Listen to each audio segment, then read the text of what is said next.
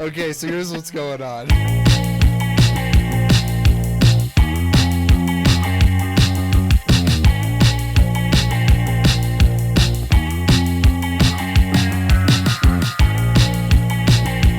And I didn't prep a fun thing like last time where I was like, I'm joined by the only non-Hitlerite YouTuber or whatever. I didn't prep something like that this time. Hey everyone, it's Josiah. I got Gaius from the Tribunate. Hello. Hey there, everybody. Good to be back. Good to talk Roman history. Good to talk world history, and I'm looking forward to another great conversation. Yeah, this is the more laid back one. So yeah, if you started listening to the show recently, don't know, I guess, guys, who are you? Let's do that real quick in case someone's not familiar with you. Sure. I have a history channel, Tribunate, on YouTube. Basically, it is Roman history, classical history that is not for Nazis, essentially. That's the overall thesis, is that everybody who's got a marble avatar and is talking about like the trad West and stuff, like that's that's a kind of a misinterpretation of what I think the actual nuances and structures of the ancient past were. Not to say that it was good or populated exclusively by like good people, but just that, even somebody like Caligula who's not somebody I want, running the government now, but he was not a Nazi. And if you had told him like a bunch of like the race stuff that like these guys fantasize about, he would be like, what are you talking about? And then he would probably like order you turned into boots. So like, good for him on that, I guess. Yeah, making a stand, anti-racist. And yeah, exactly. Yeah, absolutely. How long have you been doing the channel at this point now? It feels like it's been a while. It's been probably 3 odd years, I think. Yeah. It's fun. It's a lot of work, but it's rewarding. I think it's really blown up a lot bigger than I ever really expected it to. And so that makes it a lot of fun, but it's also like, there's pressure to keep upping the ante, so to speak. And I am not a good video editor. All the effort of my stuff goes into the scripts and stuff. So if you like podcasts and you're listening to one, my YouTube channel is basically a podcast. It's a great listen as well as watch. Yeah. Well, okay. Before we get to some current eventsy stuff that we kind of wanted to connect to Rome, I did recently watch your video that was on the state of like history YouTube, and I guess since that kind of is just up, it might be worth bringing up. I was kind of interested in the direction you feel like, I guess, history YouTube is going right now. Because it doesn't seem good. Well, I think my vibe for YouTube, like, generally is just pretty dire. Like, people actually ask me, like, oh, who do you watch? And I'm like, I actually don't watch any other history creators. And that's not so much because I'm, like, trying to stay, like, my own thing or anything. Like, I think there are people that are doing great stuff. Like, I really like the Toldenstone, Thucydides the historian are both doing good things, but like in the classical era YouTube stuff, but a lot of it is slop, and that's basically what happens on all across YouTube. I think they just elevate the lowest effort stuff. So yeah, there's the AI just clickbaity stuff is pretty rampant there, and I think that kind of, when you're being lazy and you're just trying to get clicks and just trying to get views, and you don't really believe in anything you're saying, that's going to gravitate towards like the great man theory of history, which I feel like is just, I have issue with it. If you've ever watched any of my stuff, you'll know that I have an issue with it.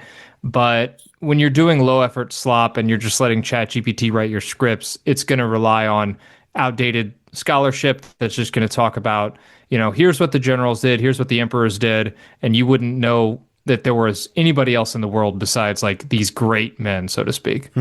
It does feel like the quality of stuff has just been kind of declining. Not that there wasn't always junk on YouTube, but it's just getting filled with so much shit right now. Yeah, it really is. And like, I'm not trying to throw myself a pity party here, but like over the past, I would say like year to 18 months since like the LLMs like really made, just low effort slop so easy, my like views have really taken a nosedive, but I've also noticed it with other people who try to do similar stuff to what I do. And not just in history, but like, I'll check in on channels that I really like and I'll be like 40,000 views after 2 weeks for this channel. They used to be getting like triple that in a day, So I feel like a lot of the algorithm just does not reward folks who like do one video a week or one video every 2 weeks and like take their time on it. They want you churning them out and just making slop factory. I mean, making high quality stuff is like, one a week is itself.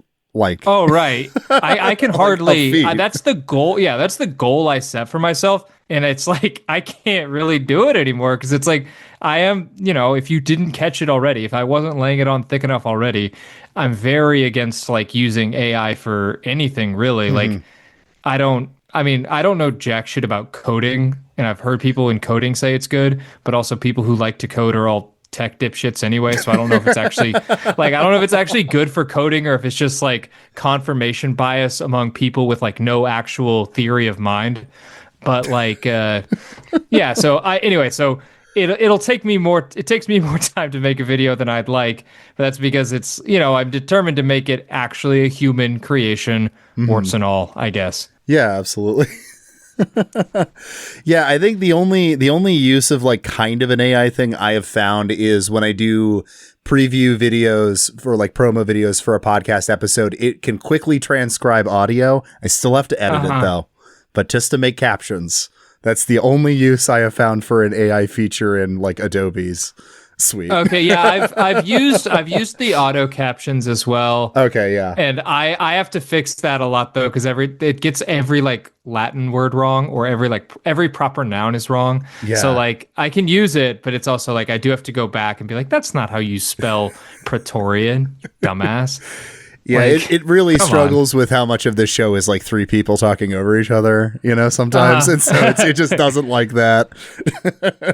Yeah, absolutely. Well, so it's Dyer out there making stuff, but I guess we're doing it anyway.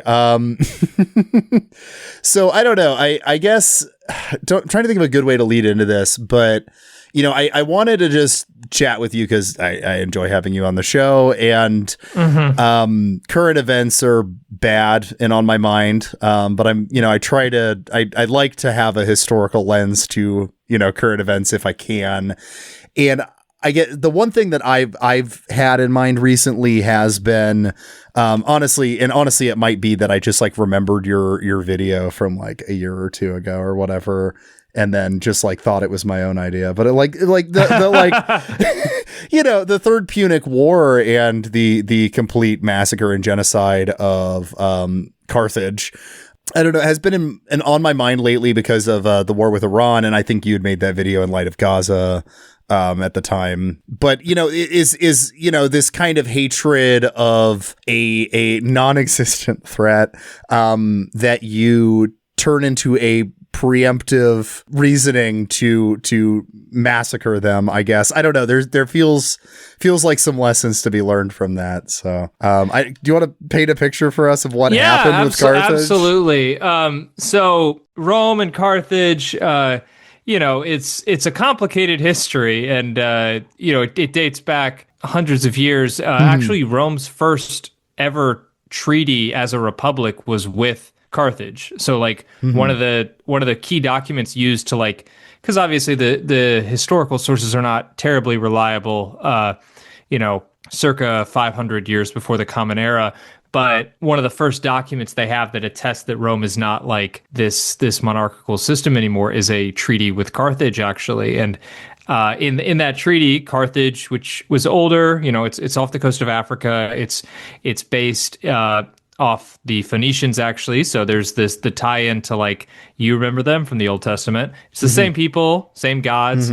But they've been around a lot longer than Rome. They're the bigger power, and Rome is kind of clearly subordinating itself to them in this treaty that they have. And there's no hint at that time that Rome is ever going to become what it becomes. Like they're basically just a nothing backwater in provincial Italy, or like in rural Italy. So so their history goes way back, but they get drawn into conflict over the island of Sicily, which That's around the beginning of the 3rd century before the Common Era.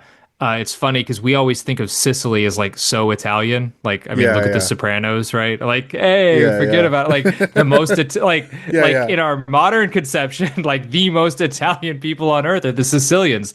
But back then, Sicily, it's not actually part of Italy. It's in the Mediterranean, granted, like right off the coast, but like it was not part of like that Italian cultural landscape. So it was when Rome. This was a preview for a Patreon-only episode, so check out the show notes if you want to hear more.